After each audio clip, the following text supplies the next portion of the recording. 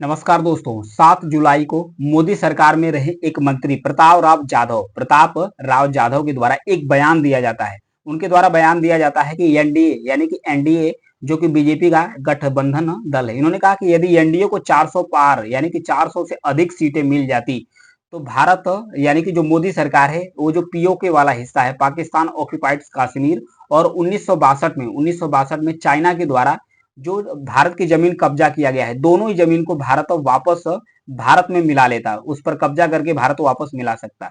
तो क्या ये सिर्फ बयानबाजी है? कितनी सच्चाई है इनके बयान में, आइए समझते हैं। अगर भारत पीओके को वापस लेने के लिए, अक्साई चीन को वापस लेने के लिए अगर उस पर अटैक करता है, पीओके पर अटैक करता है, अक्साई चीन पर अटैक करता है, तो भारत के लिए कितना आसान होगा, या भारत ले पाएगा कि नहीं ले पाएगा, इस सारे मुद्दे को समझेंगे डिटेल से। और भी कुछ बीजेपी के लीडर्स हैं, उनके द्वारा बयान दिया गया था, उनके बारे में समझते हैं। जो भारत के रक्षा मंत्री हैं जिनका नाम है राजनाथ सिंह, इनके द्वारा कहा गया कि हमें पीओके पर अपना कब्जा करने के लिए बल का प्रयोग करने की जरूरत पड़ेगी ही नहीं, क्योंकि वहां के लोग खुद कहेंगे कि हमें भारत में विलय कर लो, क्योंकि ऐसे मांगे वहां पर उठना शुरू कर दिए। वहीं भारत के जो विदेश मंत्री हैं डॉक्टर एस जयशंकर साहब, उनके द्वारा संसद में एक प्रस्ताव पारित किया गया था कि हर राजनीतिक दल का मानना है कि जो पीओके है भारत का अभिन्न अंग है। आर्टिकल 370 के बाद हमारी सरकार पीओके को दोबारा भारत का हिस्सा बनाने के लिए प्रतिबद्ध है। वहीं जो गृह मंत्री हैं अमित शाह, उनके द्वारा बोला गया कि पीओके भारत का हिस्सा है, हम इसे लेकर रहेंगे, सही समय आएगा तो हम इस पर एक्शन लेंगे। वहीं बीजेपी के जो राष्ट्रीय अध्यक्ष है उनके द्वारा कहा गया कि जो श्यामा प्रसाद मुखर्जी हैं, उनका नारा था कि वो कश्मीर हमारा है, वो सारा का सारा हमारा है, हम उसे लेकर रहेंगे। उस नारे को बीजेपी दोहराने के लिए प्रतिबद्ध है, कश्मीर को लेने के लिए प्रतिबद्ध है। तो आइए समझते हैं 1846 से लेकर अब तक की जर्नी कि कितना आसान होगा जम्मू कश्मीर को भारत में विलय कराना। जम्मू कश्मीर का जो पीओके वाला हिस्सा है यानी पाकिस्तान ऑक्यूपाइड कश्मीर है, उसको मतलब भारत का जो जम्मू कश्मीर वाला हिस्सा है उसमें विलय कराना कितना आसान होगा। 1845 की बात है। 1845 में जम्मू कश्मीर का जो रियासत है ये अंग्रेजों के कब्जे में था। अंग्रेजों के कब्जे में था तो फिर वहीं पर जो प्रथम आंग्ल यानी कि अंग्रेज और सिखों के बीच में युद्ध हुआ था, अंग्रेजों और सिखों के बीच में युद्ध हुआ था। तो जो अंग्रेज थे, ब्रिटिशर्स थे, उनका हेल्प किए थे गुलाब सिंह। महाराजा गुलाब सिंह ने अंग्रेजों का मदद किया था। तो अंग्रेजों ने एक संधि के तहत 1845 को 75 लाख रुपए में जो जम्मू कश्मीर का हिस्सा है ये गुलाब सिंह को सौंप देते हैं। कश्मीर का कुछ, जम्मू और कश्मीर का कुछ हिस्सा तो इनके पास था, बाकी जो गिलगिट और बल्टिस्तान वाला इलाका था और भी कुछ इलाका था उसको एक संधि के तहत ब्रिटिशर्स के द्वारा सौंप दिया जाता है महाराजा गुलाब सिंह के। ये ऊपर फिगर है महाराजा गुलाब सिंह का। तब से इस रियासत पर उनका कब्जा था। ये डोगरा राजवंश से संबंध रखते थे, ये डोगरा राजवंश से संबंध रखते थे। उसके बाद जम्मू कश्मीर पर शासन आया, उन्हीं उसी राजवंश से संबंध रखते थे जिनका नाम था महाराजा हरि सिंह। महाराजा हरि सिंह। फिर आया 1947 का समय। जब आया 1947 के समय, जब भारत इस समय आजाद हो रहा था, तो एक समझौता हुआ माउंटबेटन प्लान के तहत। उस समय जो लास्ट गवर्नर जनरल मतलब लास्ट वायसराय थे भारत के, बने थे। तो 1947 को जब बंटवारा हुआ था तो उस समय कहा गया, 3 डिसीजन लिया गया। भारत में करीब 570 रियासतें थे यानी कि स्वतंत्र राज्य मतलब रियासतें थे। तो 570 रियासतों को 3 ऑप्शन दिए गए। 3 ऑप्शन में कि पहला कि या तो 2 देश जब बने 1947 में, एक भारत और पाकिस्तान, कहा गया कि पहला कि जो रियासतें हैं या तो वो अपने आप को भारत में विलय कर ले, या दूसरा ऑप्शन था वो पाकिस्तान में अपने आप को विलय कर ले, या तीसरा ऑप्शन था कि वह स्वतंत्र भी रह सकते हैं। तो 570 रियासतों में से सभी ने भारत में, कुछ ने पाकिस्तान में तो विलय कर लिया अपने आप को, लेकिन उसमें से 3 ऐसी रियासतें थे, एक थी जम्मू एंड कश्मीर, दूसरा था जूनागढ़ और तीसरा था हैदराबाद। तीनों ने अपने आप को बोला कि हम स्वतंत्र रहेंगे, हम किसी भी देश में विलय नहीं करेंगे। हालांकि हैदराबाद और जूनागढ़ को भारत के द्वारा कुछ समझौता करके, कभी सैन्य अथवा करके और फिर जनमत संग्रह करा के भारत में विलय तो करा लिया, बचा जम्मू एंड कश्मीर। तो जम्मू एंड कश्मीर को भारत ने अभी विलय नहीं कराया था क्योंकि महाराजा हरि सिंह थे, वो बोले कि हम स्वतंत्र रहेंगे, हम इस पर कोई किसी प्रकार का शासन नहीं चाहते। फिर 1947 में जम्मू कश्मीर के इलाके में ही रहते थे, कुछ कबीलाई। इन कबीलाइयों को पाकिस्तान की सेना द्वारा ट्रेनिंग देना शुरू कर दिया गया। ट्रेनिंग देना शुरू कर दिया गया, करीब 2000 कबीलाइयों को तैयार किया गया। ये 2000 कबीलाई, उसके साथ कबीलाइयों के भेष में पाकिस्तानी सेना जम्मू कश्मीर पर अटैक कर देती है। जब जम्मू कश्मीर पर अटैक कर देती है तो जो महाराजा हरि सिंह हैं, महाराजा हरि सिंह ये जम्मू से भागकर कश्मीर पहुंचते हैं। ये जम्मू से भागकर सीधा कश्मीर पहुंचते हैं। कश्मीर पहुंचने के बाद ये तुरंत भारत से कहते हैं, भारत के साथ तैयार हो जाते हैं एक विलय पत्र पर, एक विलय पत्र पर साइन करने के लिए कि हम जम्मू कश्मीर की जो रियासत है, इस रियासत को हम भारत में विलय करने के लिए तैयार हो जाते हैं। उसी समय महाराजा हरि सिंह के द्वारा जम्मू कश्मीर की जो विरासत है, मतलब जो जम्मू कश्मीर है, उस पर साइन कर दिया जाता है, हस्ताक्षर कर दिया जाता है। तब भारतीय सेना तब भारतीय सेना की जो एयरफोर्स है और भी भारतीय सेना यहाँ पर पहुंचना शुरू करती। तब तक उड़ी तक पहुंच चुकी थी पाकिस्तान की सेना। तब भारतीय सेना ने इस पर अटैक किया। फिर उस समय तत्कालीन प्रधानमंत्री थे भारत के, पंडित जवाहरलाल नेहरू, इन्हीं के द्वारा पहुंचा गया जन्म यूएन में, यूनाइटेड नेशन में पहुंचा गया कि भारत शांति प्रिय देश है, भारत शांति चाहता है, युद्ध विराम चाहता है, भारत अपने तरीके से कभी युद्ध नहीं चाहता है। तो ये तो बढ़त हो रही थी, ये बढ़त हो रहा था, तो बढ़त तो होने शुरू कर दी थी भारत की। तो इसमें जो जम्मू कश्मीर का 66% हिस्सा है ये भारत के पास आ गया था। बाकी 34% जो हिस्सा है ये पाकिस्तान के पास है। लेकिन वर्तमान जो परिप्रेक्ष्य है, वर्तमान परिप्रेक्ष्य में अभी भी भारत के पास जो जम्मू कश्मीर का 60% हिस्सा है, 30% हिस्सा पाकिस्तान के पास है। लेकिन जो 10% हिस्सा है, 10% हिस्सा अक्साई चीन के रूप में और जो सक्षम वैली है उसके रूप में चाइना के पास पहुंच गया है। यानी 1962 के युद्ध में चाइना के पास पहुंच गया है। तब ये चीज सारा चाइना के पास पहुंच गया है। तो आइए समझते हैं कि जो बयानबाजी की जा रही है, क्या पॉसिबल है कि इतने रियासतों को भारत में मिलाया जा सकता है कि नहीं मिलाया जा सकता है। इन सारे मुद्दे को समझते हैं। पाकिस्तान कश्मीर के भारत में विलय को नहीं मानता है। 1948 में खुले तौर पर कश्मीर में जंग छेड़ते हुए अपनी सेनाएं तैनात कर दी थी। इस लड़ाई के कुछ महीने बाद लॉर्ड माउंटबेटन की सलाह पर जवाहरलाल नेहरू ने कश्मीर में पाकिस्तानी सेना की कार्रवाई का मुद्दा संयुक्त राष्ट्र सुरक्षा परिषद में उठाने को बोला था। आखिरकार संयुक्त राष्ट्र संघ ने देख रेख में 1 जनवरी 1949 को दोनों देशों के बीच में संघर्ष विराम कर देता है। मतलब कि संघर्ष विराम के लिए कहा जाता है कि संघर्ष विराम किया जा सकता है।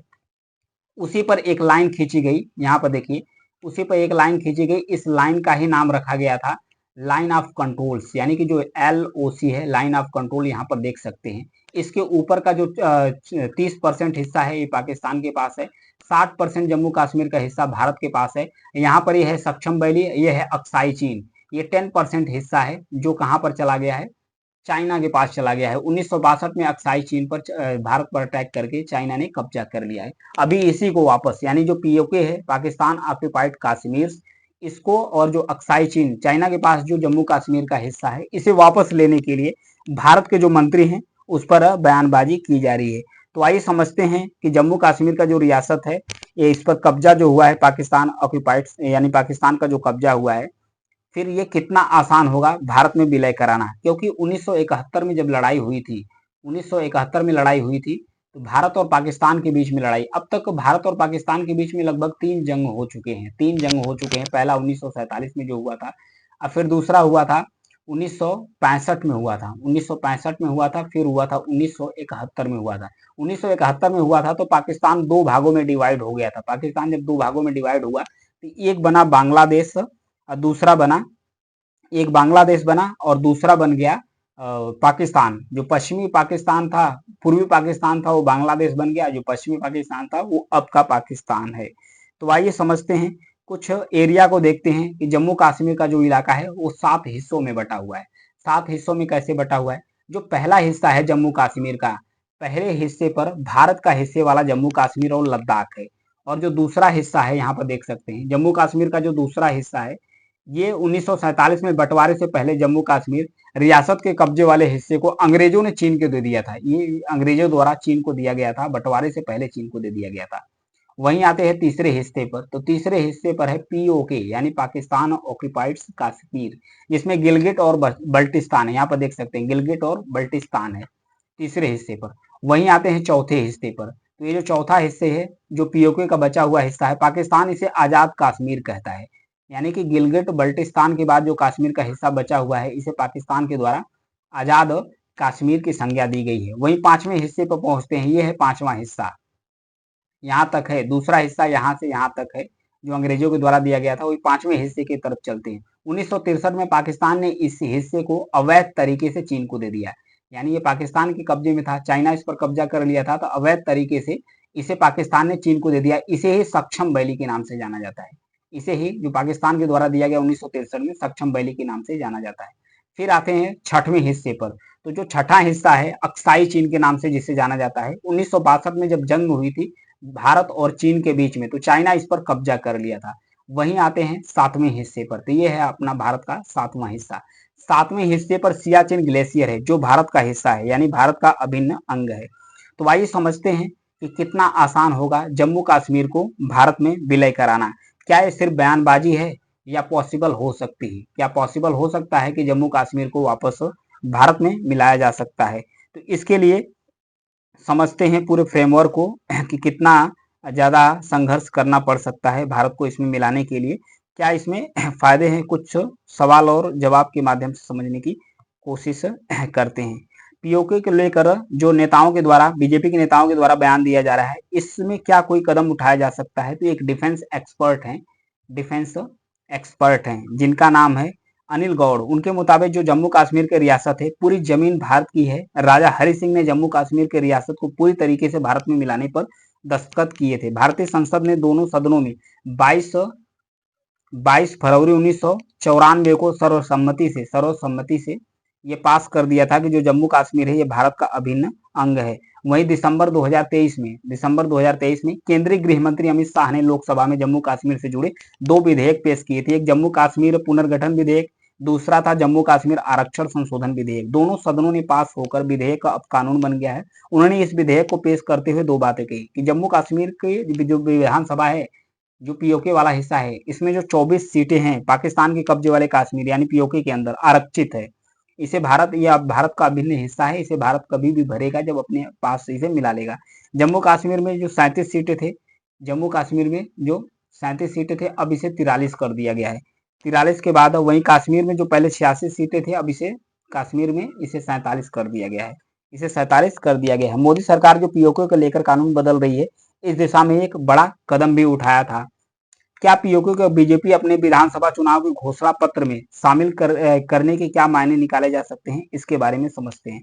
पॉलिटिकल एक्सपर्ट रशीद किदवई कहते हैं कि राम मंदिर आर्टिकल 370 और जो सीएए है उसके बाद जो पीओके है वो घोषणा पत्र में शामिल करना बीजेपी के लिए एक मैसेज देना है कि पार्टी मजबूती से अपने एजेंडे पर खड़ी है, कि भारत मतलब कि प्रतिबद्ध है, यानी कि जो भाजपा सरकार है वो प्रतिबद्ध है कि इसको अपने साथ मिला लिया जाए। तो इसी सारे मुद्दे को समझेंगे, ये कितना ज्यादा महत्वपूर्ण है इलाका, इस इलाके को भी समझेंगे। भारत 2 मोर्चे पर क्या, इसके लिए भारत को क्या करना होगा, पीओके को भारत में मिलाना संभव है नहीं है, इसके बारे में समझेंगे। इस 4 वजह समझेंगे कि किस 4 वजहों से मुश्किल पर हो सकता है कि भारत इसे अपने हिस्से में मिला नहीं सकता है। क्योंकि सबसे बड़ी बात यहाँ पर देखिए, जो जम्मू कश्मीर है, जम्मू कश्मीर के हिस्से से ही, यानी कि जो पाकिस्तान ऑक्युपाइड कश्मीर है, यहाँ से चाइना का जो one belt one road initiative है, इसी के माध्यम से पाकिस्तान के अंदर सी पेक नामक, यानी कि Pakistan China Pakistan economic corridor China के द्वारा बनाया जा रहा है। इसके माध्यम से जो बलूचिस्तान प्रांत है पाकिस्तान के अंदर, यहीं पर ग्वादार पोर्ट डेवलप किया जा रहा है, किसके द्वारा, चाइना के द्वारा। इस पोर्ट के माध्यम से चाइना अरब सागर के करीब पहुंचेगा। जब अरब सागर में चाइना की एंट्री हो जाती है, तो चाइना अरब सागर में जो भारत की नेवी है, जो इंडियन नेवी है, इसके जो एक्टिविटीज है, इसकी जो गतिविधि है, इस पर चाइना आसानी से निगाहें बना सकता है, निगाहें रख सकता है।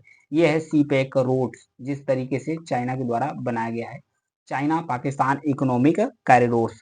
आइए समझते हैं कि भारत को 2 मोर्चे पर जंग लड़ना होगा अगर पीओके को भारत अपने हिस्से में मिलाना चाहता है। तो 2 मोर्चे पर चीन का जो सी पैक प्रोजेक्ट्स है, इसके तहत पाकिस्तान का जो ग्वादर पोर्ट बना है, इससे लेकर जो कासगढ़ तक गया है, इसका चाइना का इन्वेस्टमेंट है। अगर पीओके पर भारत अटैक करता है तो चीन और पाकिस्तान दोनों मिलकर इस पर भारत पर अटैक कर सकते हैं या उसमें इन्वॉल्व हो सकते हैं। पाकिस्तानी सेना के पहला मुद्दा कि इस वजह से चाइना पाकिस्तान का साथ दे सकता है। दूसरा इशू क्या है, दूसरा है कि पाकिस्तान की सेना भी तैयार है, क्योंकि पाकिस्तान अभी तक 3 जंग लड़ चुकी है, पाकिस्तान के द्वारा 3 जंग लड़ा जा चुका है वह अपने संसाधनों के हिसाब से पूरी तरीके से तैयार है कि भारत कभी भी अटैक कर सकता है, क्योंकि पाकिस्तान भी एक न्यूक्लियर पावर कंट्री है। पाकिस्तान एक न्यूक्लियर पावर कंट्री है, तो उसे भी उम्मीद है कि ये भारत भी लड़ेगा तो न्यूक्लियर वार होने की संभावनाएं हैं। तीसरा कंडीशन है पहाड़ी इलाका, क्योंकि पाकिस्तान जब अटैक करेगा तो पाकिस्तान का इलाका पहाड़ी है, पाकिस्तान के लिए ऊंचाई है, तो इसका रेशियो क्या हो जाएगा?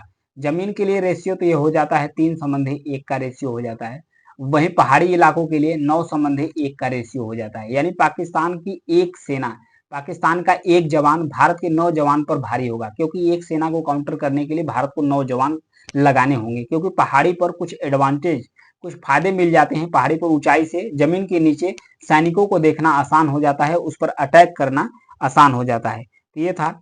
अब फिर चौथा रीजन क्या है? चौथा रीजन है डेमोग्राफिक चेंज करना। 1947 के बाद पाकिस्तान को ये पता था, पाकिस्तान को ये पता था, इसलिए पीओके के अंदर भारत कभी भी जंग शुरू कर सकता है, इसीलिए पाकिस्तान ने पहले से तैयारी कर रखी है। पाकिस्तान ने किया क्या है? 1984 में पीओके के जो गिलगिट और बल्टिस्तान वाला इलाका है, जो गिलगिट और बल्टिस्तान वाला इलाका है, उसे स्टेट सब्जेक्ट रूल को खत्म करके पाकिस्तान का जो किसी दूसरे हिस्से के नागरिक है इस जमीन को आसानी से खरीद सकते हैं, जैसा कि फिगर में देख सकते हैं। ये जो गिलगिट और बल्टिस्तान वाला इलाका है पाकिस्तान का, यहाँ पर देखिए, ये गिलगिट और बल्टिस्तान इलाका है, इसको पाकिस्तान ने एक अलग हिस्से बना दिया, और जो कश्मीर वाला इलाका है उसको पाकिस्तान ने एक अलग हिस्से में डिवाइड कर दिया। तो डिवाइड करने के बाद ये जर्नी आसान नहीं होगी भारत के लिए, क्योंकि यहाँ के लोग, यहाँ पाकिस्तान अपने अन्य जगहों से लोगों को लाकर यहाँ पर बसाना शुरू कर दिया है। वहाँ के लोग जिनका लगाव पाकिस्तान के जो पंजाब इलाके के जो पंजाबी मुस्लिम है वो आकर यहाँ पर बस गए हैं, तो उनका जो प्रेम है पाकिस्तान से है, तो पाकिस्तान से उनका जब प्रेम बढ़ गया है तो जाहिर सी बात है कि वो यहाँ भारत के लिए आसान नहीं होगा। तो ये जंग पूरी तरीके से कहा जा सकता है कि भारत के 4 कंडीशन है जिसके लिए भारत को ये जंग जीतना आसान नहीं होगा।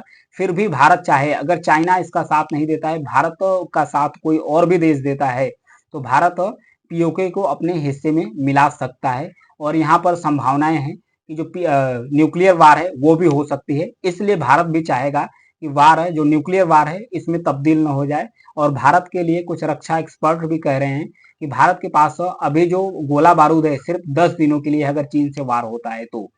फिर पहले तो था 15 दिन के लिए था, फिर उसके बाद 45 दिन के लिए भी भारत रिजर्व रखता था, लेकिन इस समय गोला बारूद और हथियार की भारत के पास कमी है। भारत को अपने रक्षा बजट में करीब 3% तक, जो जीडीपी है उसका 3% तक अपने रक्षा बजट को बढ़ाना होगा, ताकि चाइना और पाकिस्तान से भारत अपने आप को डिफेंड कर सकते, उसे काउंटर कर सकते, उसको जवाब दे सके। तो अभी भारत अपनी कंडीशन में नहीं है, आगे क्या कंडीशन होगी, भारत जम्मू कश्मीर को ले पाएगा नहीं ले पाएगा, लेकिन अभी भारत फिलहाल कंडीशन में नहीं है कि पीओके पर अटैक करके, पाकिस्तान पर अटैक करके, अक्साई चीन पर अटैक करके अक्साई चीन और जो पीओके है उसको भारत का अभिन्न हिस्सा बना सके और भारत में विलय कर सके। तो ये था पीओके के बारे में न्यूज एनालिसिस। Thank you.